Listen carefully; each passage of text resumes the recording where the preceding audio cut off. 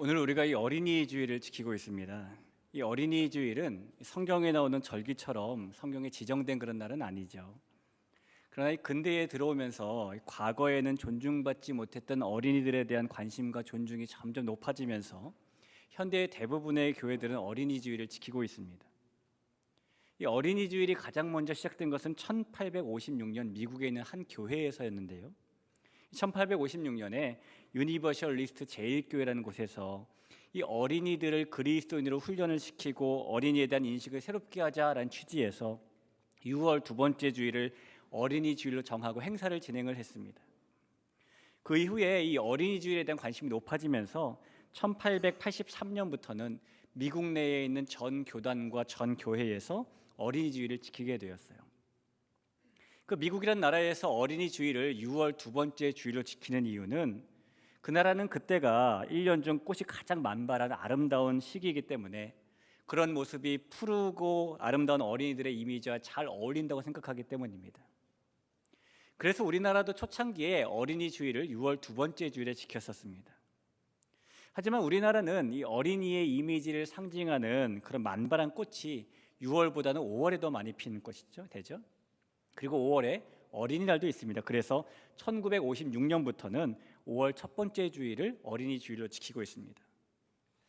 이 자리에 있는 저와 여러분은 모두 이 어린이의 시절을 보내고 어른이 된 그런 사람들입니다.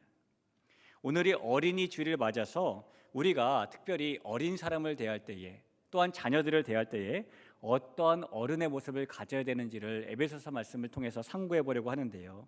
이 말씀을 통해서 하나님이 원하시는 어른이 어떤 어른인지를 좀 우리가 만나봤으면 좋겠습니다.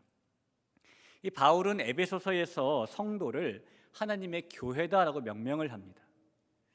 그리고 바울은 성도가 하나님의 교회가 될 수 있었던 것은 예수님께서 그 성도를 위해서 보혈로 하나 되게 하셨기 때문이고 또 성도가 한 성령을 가지고 있기 때문이다라고 설명을 해 주었어요. 이제 에베소서의 후반부로 올수록 바울은 그렇게 교회가 된 성도가 예수님을 반영하고 투영하는 삶을 살아야 된다라고 말씀을 가르칩니다. 오늘 우리가 읽은 본문에서도 성도가 예수님을 반영하고 투영하는 모습으로 어떻게 부모를 대해야 되는지에 대한 말씀과 또한 예수님을 반영하고 투영하는 모습으로 어떻게 자녀들, 어린 사람을 대해야 되는지에 대한 말씀을 알려주고 있는데 그 중에서 우리는 오늘 4절 말씀을 중심으로 우리가 어린 사람들에게 또 자녀들에게 어떤 어른과 어떤 부모가 되어야 되는지를 좀 살펴보려고 합니다. 4절 말씀에 이렇게 써 있어요. 우리 오늘 4절을 같이 한번 읽어보겠습니다. 시작. 또 아비들아 너희 자녀를 노엽게 하지 말고 오직 주의 교훈과 훈계로 양육하라. 바울은 이 말씀에서 어른이 어린 사람에게 부모가 자녀에게 하지 말아야 될 것 한 개와 해야 될 것 한 개를 가르쳐 줍니다. 먼저 어른이 어린 사람에게 하지 말아야 될 것은 자녀를 노엽게 만드는 것입니다. 아비들아 너희 자녀를 노엽게 하지 말라라는 말씀에서 우리가 발견할 수 있게 되죠. 이 말씀에서 아비들은 기본적으로는 한 가정의 머리가 되는 아버지를 지칭하지만 조금 더 넓게 보면 그 가정의 아버지와 어머니, 부모님을 다 지칭한다고 볼 수도 있고요.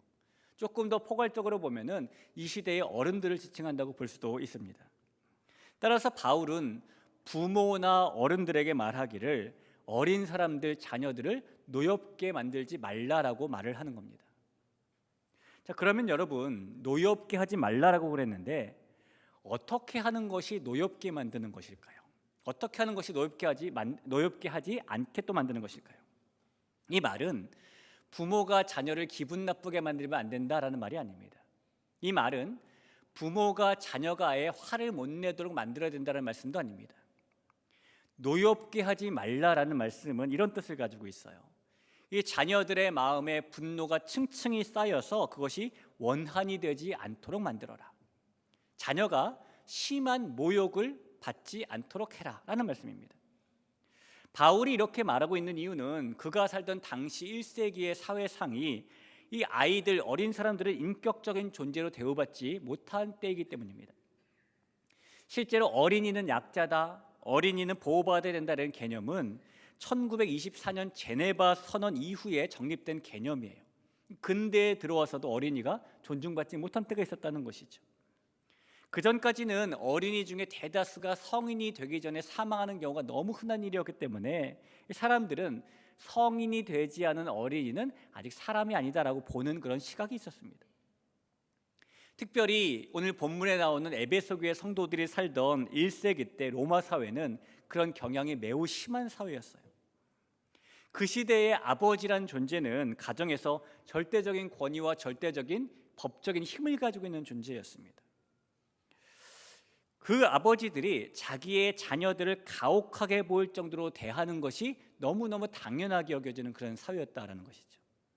그래서 그때에 디오시니우스라는 사람이 쓴 글이 있는데 그 글을 좀 읽어드리면 이렇게 써 있어요. 로마의 법을 주신 이는 아들을 가진 아버지에 대해서도 사실상 완전한 권세를 주셨다. 아버지는 아들을 감옥에 보내든지 그를 채찍질하든지 그를 사슬에 매든지 그를 들판에서 일하게 하든지 혹은 그를 죽게 하든지 할 적절한 권세를 가지고 있다라고 말합니다.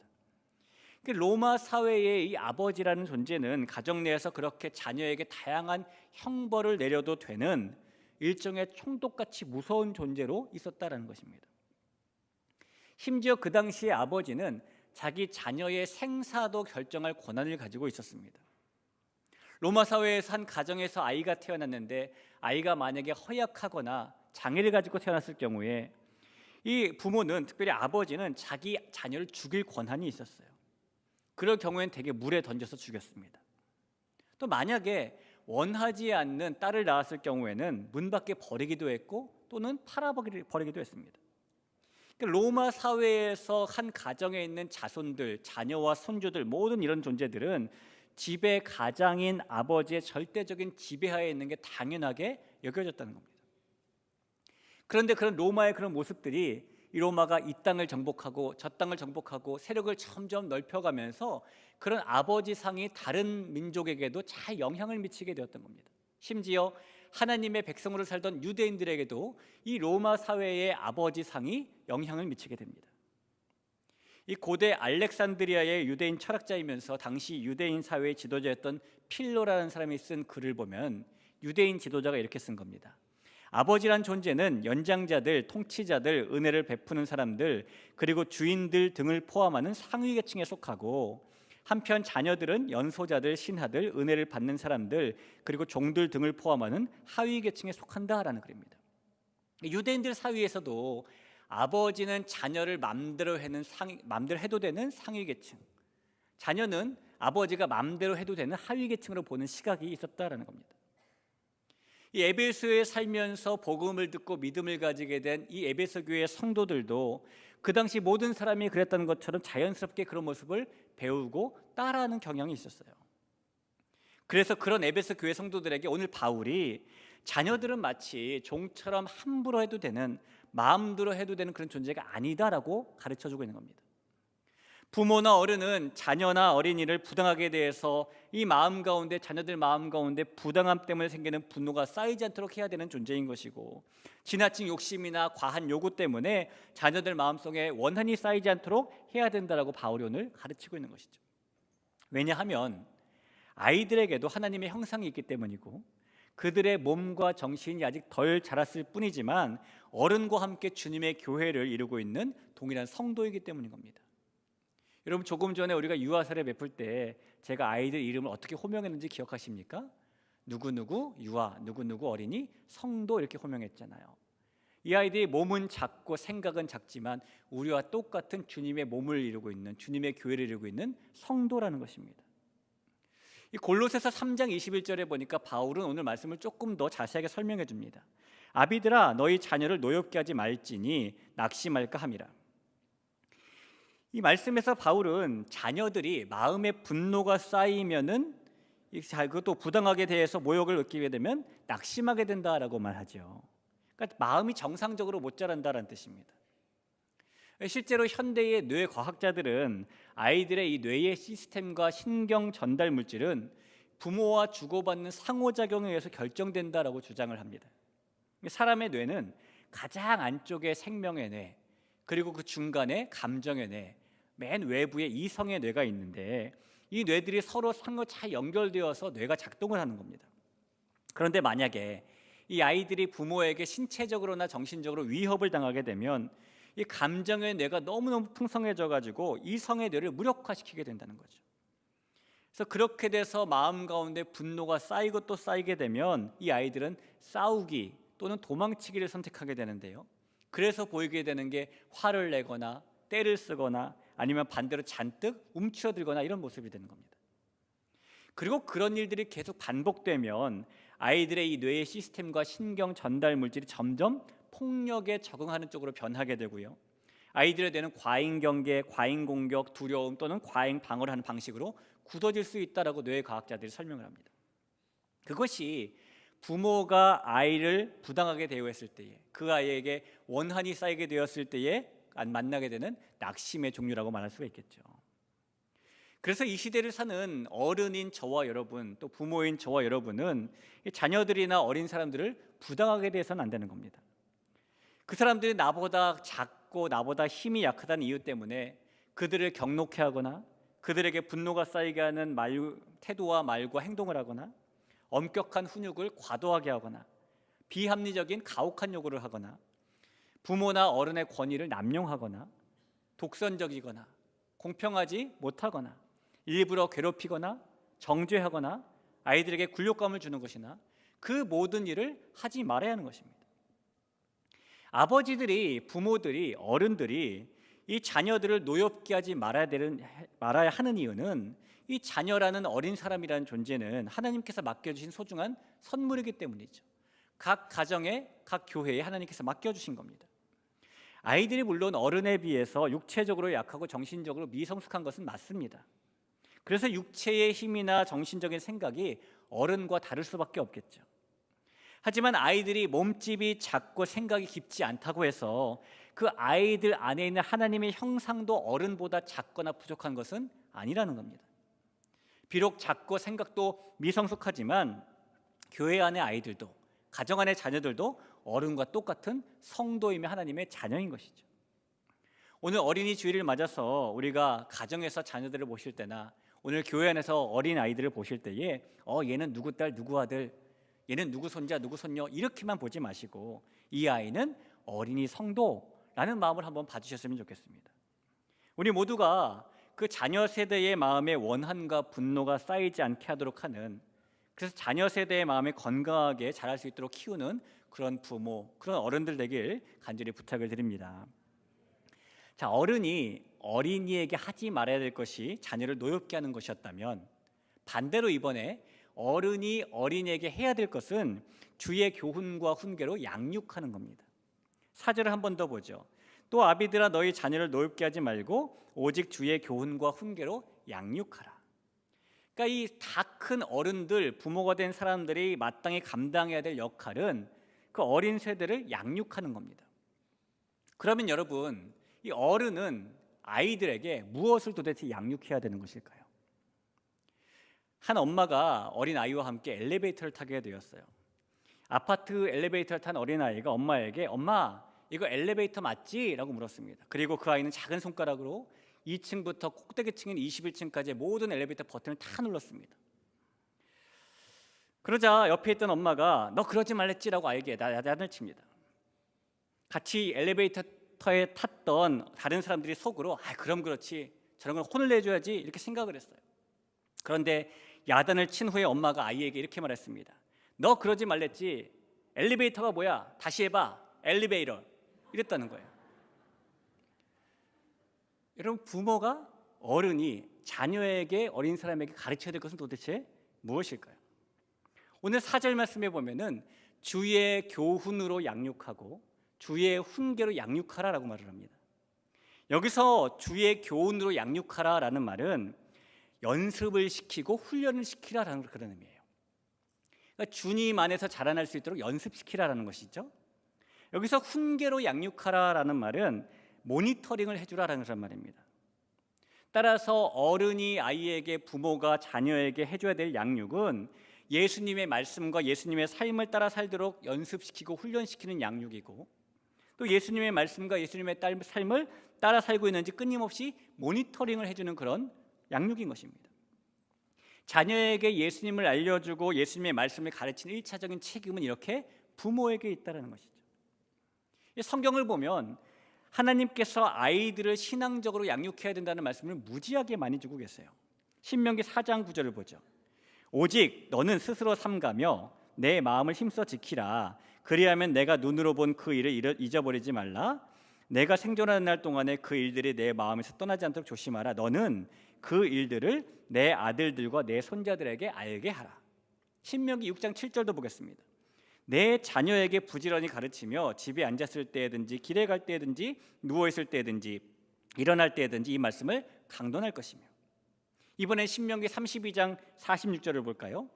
그들에게 이르되 내가 오늘 너희에게 증언한 모든 말을 너희의 마음에 두고 너희의 자녀에게 명령하여 이 율법의 모든 말씀을 지켜 행하게 하라. 또 우리가 잘 아는 잠언 22장 6절에 뭐라고 써 있습니까? 마땅히 행할 길을 아이에게 가르치라. 그리하면 늙어도 그것을 떠나지 아니하리라. 이렇게 하나님은 성경에서 아이들에게 말씀을 가르치라, 율례를 가르치라, 신앙을 가르치라라는 말씀을 그 부모에게 지금 하고 있는 겁니다. 지금도 전 세계에서 가장 영향력 있는 민족을 꼽으라면 단연코 유대인을 꼽겠죠. 유대인들이 전 세계의 정치, 경제, 문화, 사회, 과학, 예술 등 많은 부분에서 탁월성을 보이고 있기 때문입니다. 그리고 많은 사람들은요, 유대인들이 가지고 있는 그런 탁월성을 그들이 어려서부터 가정을 통해 받는 양육 때문이다라는 사실에 동의를 하고 있습니다. 유대인들은 실제로 가정에서의 양육에 매우 신경을 쓰지요. 특별히 유대인의 아버지는 자녀가 7살이 되면은 집에서 토라, 즉 하나님의 율법을 가르치기 시작합니다. 그러니까 자녀들의 신앙을 다른 곳이 아니라 가정에서 가르치고 있는 겁니다. 또한 그들은 금요일 3시 이후의 시간을 안식의 식탁이라고 정해서 가족을 위한 절대 시간으로 지키고 있는데요. 그 시간이 되면 그 가족들은 어디에 있든지 다 모여야 됩니다. 그리고 그때는 TV나 전화기나 집안에 있는 모든 전자기기는 다 끄고 오직 안식일에 해가 뜨고 해가 지는 자연의 시간 흐름에만 의지해서 정성스럽게 식사를 준비해서 온 식구가 모이게 되는 겁니다. 그 시간에 유대인들이 오로지 가족과 함께 식사하고 대화하고 기도하고 율법과 탈무드를 읽는 데 집중을 합니다. 그 시간을 통해서 유대인 부모는 이 자녀들이 바깥에서 어떻게 살고 있는지를 끊임없이 모니터링해 주는 양육을 하게 되는 것이며, 그 시간을 통해서 유대인 자녀들은 본인들이 바깥에서 받았던 상처와 아픔을 부모와 함께 말씀을 통해 집에서 치유하고 회복하는 겁니다. 그러니 그들의 가정은 하나님의 교회가 되는 것이고 부모는 하나님을 가르치는 선생님이 되고 있는 것이죠. 여러분, 아이가 배워야 할 모든 것은 가족 식탁에 있다라는 말이 있습니다. 근데 우리의 경우를 보면은 아마 대부분의 가정들이 그럴 거예요. 평일에는 온 가족이 모여서 저녁 식사 한번 하는 게 너무너무 힘듭니다. 다들 시간이 다르기 때문이죠. 불가능합니다. 아마 토요일 저녁 정도나 되든지 오늘 같은 주일이 될 때만 온 가족이 식사할 수 있는 시간을 가지게 될 가능성이 큽니다. 그래서 우리가 지난 3월부터 식탁을 통해서 자녀들의 신앙을 연습시키고 모니터링해주는 시간을 가지기 위해서 매달 첫 번째 주일 저녁에 온 가족이 함께 식탁에 모이는 온 가족 행복 밥상을 하고 있잖아요.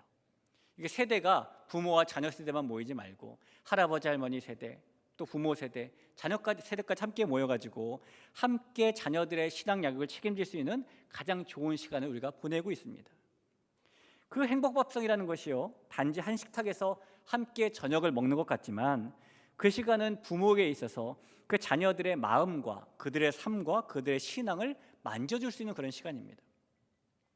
사람에게 줄 수 있는 가장 따뜻한 선물 터치라는 책이 있는데, 이 책에 보면 이런 글이 있어요. 파푸아 뉴기니에 아라페시족이라는 족속이 있습니다. 근데 이 족속은 너무 온순하고 평화를 사랑하는 사람들이에요. 근데 역시 같은 파푸아 뉴기니의 한 족속은 문두구머족이라는 족속이 있는데, 이 족속은 반대로 너무 난폭하고 거친 사람들입니다. 그래서 사람들이 왜 똑같은 지역에 사는 두 족속이 이렇게 다를까 좀 차이를 봤더니, 이 아라페시족 엄마들은 아이를 키울 때 아이들을 안고 키우는데, 이 반대로 문두구머족 엄마들은 아이를 키울 때에 어깨에다 바구니를 메고 아이를 바구니에 넣은 채 키운다는 거예요. 한 종족은 아이를 직접 터치하면서 키우고 한 종족은 아이를 터치하지 않고 키우는 차이가 있다는 거죠. 그래서 그 책에서는 이 아이들이 터치를 받고 자라면 성품도 온화해지고 평화를 사랑하게 되지만 터치를 받지 못하고 자라면 성품도 거칠고 평화를 파괴하게 된다라고 말을 합니다. 사랑하는 여러분, 우리가 자녀들의 마음과 삶과 신앙을 터치해 줄 수 있는 그런 부모이자 어른인 겁니다. 자녀들의 마음과 그들의 삶과 신앙을 터치해 줄 수 있는 곳이 우리의 가정이고 우리의 교회인 것이죠. 오늘 저녁에도 여러분 주보 안에 있는 이 간지를 참고하셔서 한번 행복 밥상 가져보셨으면 좋겠어요. 오늘 저녁에 드실 메뉴는 짜장 계란밥입니다. 짜장면 만들기 힘들어서 3분 짜장 사용하시라고 써놨으니까 불티나게 우리가 3분 짜장 사서 저녁에 한번, 아주 쉬울 것 같아요. 저도 할 수 있을 것 같아요. 짜장 데워서 밥에다 얹고 계란 후라이 덮는다. 짜장 계란밥을 통해서 식탁을 통해 자녀들의 신앙을 모니터링 해주고 양육할 수 있는 귀한 시간을 가져보셨으면 좋겠습니다. 자, 대부분의 그리스도인 부모들에게는요, 자녀들을 키울 때 한 가지 고민과 걱정이 있어요. 그게 뭐냐면, 내가 아이들을 믿음 안에서 잘 양육하고 있는 게 맞는가? 라는 고민입니다. 왜냐하면 부모 자신도 하나님 앞에서 완벽한 신앙인의 모습을 가지고 살지 않기 때문이에요. 신앙인의 모습을 보여줄 때도 있지만 자녀들에게 신앙인과 다르지 않은, 신앙인 같지 않은 세상 사람들과 똑같은 모습을 보여줄 때도 있기 때문인 것이죠. 하지만 부모로서 아이를 키우는 어른으로서 우리가 품어야 될 중요한 생각 중에 하나가 뭐냐면요, 우리 집에 혹은 우리 교회 안에 있는 자녀들은 우리의 자녀가 분명하지만 궁극적으로는 우리의 자녀이기 전에 하나님의 자녀다라는 생각이고, 그렇기 때문에 하나님이 이 자녀를 직접 친히 양육하신다라는 확신입니다. 하나님께서는 저와 여러분의 자녀들을 직접 양육해 주시는 분이십니다. 여러분, 요셉을 한번 보십시오. 그는 어려서 어머니를 잃었습니다. 10대가 되어서는 형들에 의해서 노예로 팔려가서 강제로 아버지랑 헤어졌어요. 그는 어려서부터 남들에 비해서는 이 부모의 돌봄과 양육을 덜 받고 자란 겁니다. 요셉이 노예로 끌려갈 때도, 그가 보디발의 집에서 노예 생활을 할 때도, 그가 누명을 쓰고 감옥에 갇혔을 때도 그는 아버지 야곱의 양육을 적절하게 받지 못했습니다. 그러나 그런 상황 속에서도 요셉은 보디발의 집에서는 가정총무가 되었고, 감옥 안에서는 간수장에게 신임을 받았고, 심지어 나중에 애굽의 총리까지 되죠. 요셉은 부모인 어머니 라헬과 아버지 야곱의 돌봄과 양육을 많이 받지는 못했지만 하나님이 직접 그를 양육하셨기 때문인 겁니다. 창세기 39장 2절을 보시죠. 여호와께서 요셉과 함께 하심으로 그가 형통한 자가 되어 그의 주인 애굽 사람의 집에 있으니 라고 말합니다.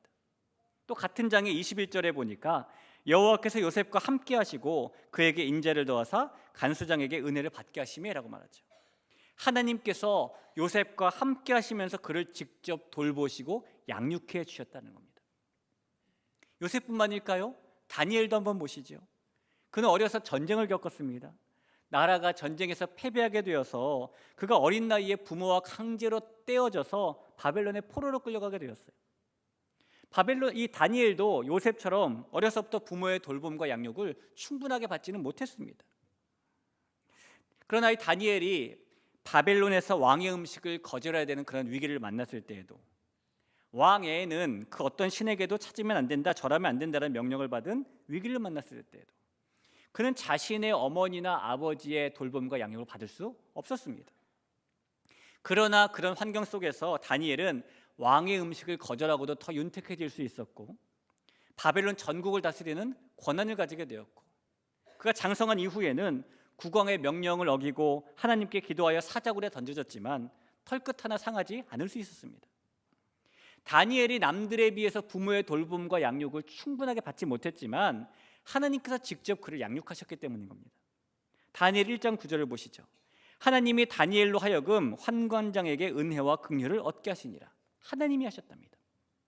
다니엘 6장 22절에 보니까 나의 하나님이 이미 그의 천사를 보내어 사자들의 입을 봉하셨으므로 사자들이 나를 상해하지 못하였사오니 라고 말합니다. 하나님이 직접 다니엘을 돌보시고 양육하셨다라고 고백하고 있는 겁니다. 사랑하는 성도 여러분, 요셉에게 그러셨던 것처럼, 다니엘에게 그러셨던 것처럼 하나님께서 저와 여러분의 자녀들도 친히 직접 양육해 주신다는 것을 꼭 믿으시기를 바랍니다.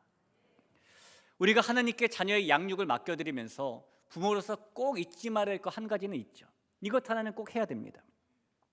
우리가 부모로서 자녀를 위해서 양육해야 될, 잊지 마야 될 것 하나는 이거예요. 여러분, 요셉의 아버지 야곱은 아들이 죽은 줄 알았기 때문에 그러지 않았겠지만, 다니엘의 아버지나 어머니는 다니엘을 바벨론 포로로 보낸 후에 무엇하며 살았을까요? 잘 먹고 잘 살았을까요? 분명히 바벨론에 있는, 어떻게 지내진지도 모르고 소식도 잘 모르는 아들 다니엘을 위해서 기도하며 살았을 겁니다. 어떻게 보면 다니엘이 바벨론에서 하나님을 잊지 않고 살 수 있었던 것은 그의 부모가 그를 위해 끊임없이 기도했기 때문일 수도 있어요. 부모로서, 어른으로서 우리가 자녀들을 위해서, 다음 세대를 위해서 잊지 말아야 될 양육은 자녀를 위해서, 그들을 위해서 기도해 주는 겁니다. 자녀에게는 부모의 사랑이 필요하죠. 입을 옷도, 먹을 음식도, 많은 돈도 부모의 그런 사랑을 대체할 수 없을 겁니다. 그러나 그런 부모의 사랑보다 더 큰 것은 자녀를 위한 부모의 기도입니다.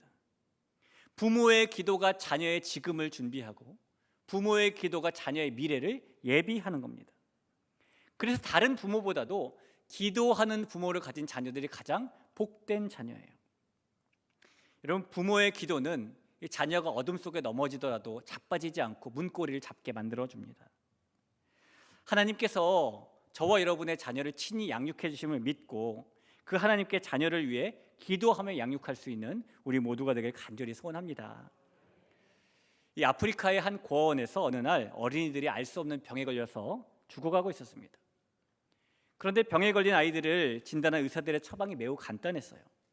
의사들의 처방은 하루에 3번씩 그 아이들을 안아주고 입을 맞추어주고 사랑을 표현해줄 것, 이런 거였어요. 그래서 고아원에 있는 사람들이 아이들에게 의사의 처방대로 했더니 아이들이 정말 건강을 곧 되찾았답니다. 알고 보니까 그 아이들이 병에 걸렸던 이유가 고아원에서 먹여주고 재워는 주지만 일반 가정에서부터 충분한 사랑, 가정처럼 충분한 사랑을 베풀어주지 못했기 때문이었습니다. 이 가족치료 전문가로 알려진 버지니아 사티어 여사는요, 사람은 하루에 4번 안아주면 겨우 생존하고 8번 안아주면 그럭저럭 살아가고 12번은 안아주어야 잘 살아갈 수 있다라고 말을 합니다. 부모와 어른은 자녀들을 먹이고 입히고 재우기만 하는 그런 존재가 아니죠. 부모, 어른은 이 자녀들에게 사랑을 베풀어 주되 하나님의 사랑을 베풀어 주는 존재이고, 자녀들을 내 자녀이기 전에 하나님의 형상을 가진 지체로 대하는 존재이고, 그래서 자녀들을 신앙 안에서 잘 자라날 수 있도록 최선을 다해 돕는 존재입니다. 여러분, 다른 사람들이 내 자녀를 하루에 12번씩 안아주지 않습니다. 다른 사람들이 내 자녀의 믿음을 책임져 주지 않습니다. 다른 사람들이 내 자녀를 주의 교훈과 훈계로 양육해 주지 않습니다. 그래서 내 자녀의 신앙을 책임진 사람은 바로 부모인 우리인 겁니다.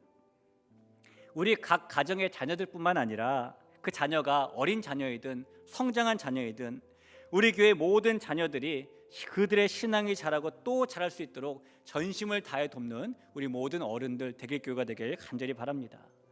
그래서 하나님 앞에서 그 자라나는 믿음 때문에 활짝 웃을 수 있는 그 어린이들이 될 수 있도록, 그 자녀들이 될 수 있도록 돕는 어른들이 될 수 있는 우리 모두가 되길 간절히 축복하며 나아갑니다. 우리 시간에 같이 한번 찬양할 텐데요, 우리 여러분의 자녀를 머릿속에 떠올리면서 축복하는 마음을 가지고 같이 한번 찬양하죠. 너는 담장 너머로, 너는 담장 너머로 뻗은 나무, 가지에 푸른 열매처럼 하나님의 귀한 축복이 삶에 가득히 넘쳐날 거야. 너는 어떤 시련이 와도 능히 이겨낼 강한 팔이 있어. 전능하신 하나님께서 너와 언제나 함께 하시니. 너는 하나님의 사람, 너는 하나님의 사람, 아름다운 하나님의 사람,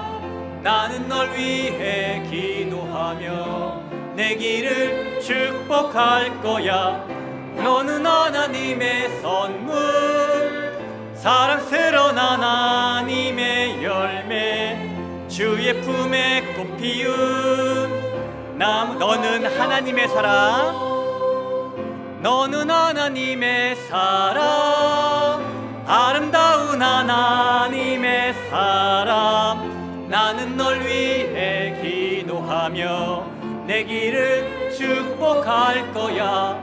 너는 하나님의 선물, 사랑스러운 하나님의 열매, 주의 품에 꽃 피운 나무가 되어줘. 여러분, 우리가 자녀를 생각하면서 축복하는 마음으로 찬양했잖아요. 이번엔 그 자녀를 생각하면서 같이 축복하는 마음으로 기도하겠습니다. 하나님, 자녀가 필요한 가정에서는 나에게 이런 자녀를 주세요라고 축복하며 기도하고, 또 자녀가 어린 가정에서는 이렇게 자라나는 자녀가 되게 해주세요라고 기도하고, 장성한 자녀가 있는 가정에서는 하나님을 떠나지 않고 잘 신앙을 살게 해주세요라고 기도하며 나아갈 때에 우리의 기도가 자녀에 대한 가장 좋은 양육, 주의 훈계와 주의 교훈으로 양육하는 그런 기도가 될 줄로 믿습니다. 우리 각자의 자녀들을 위해서 같이 한번 기도하겠습니다. 기도합니다.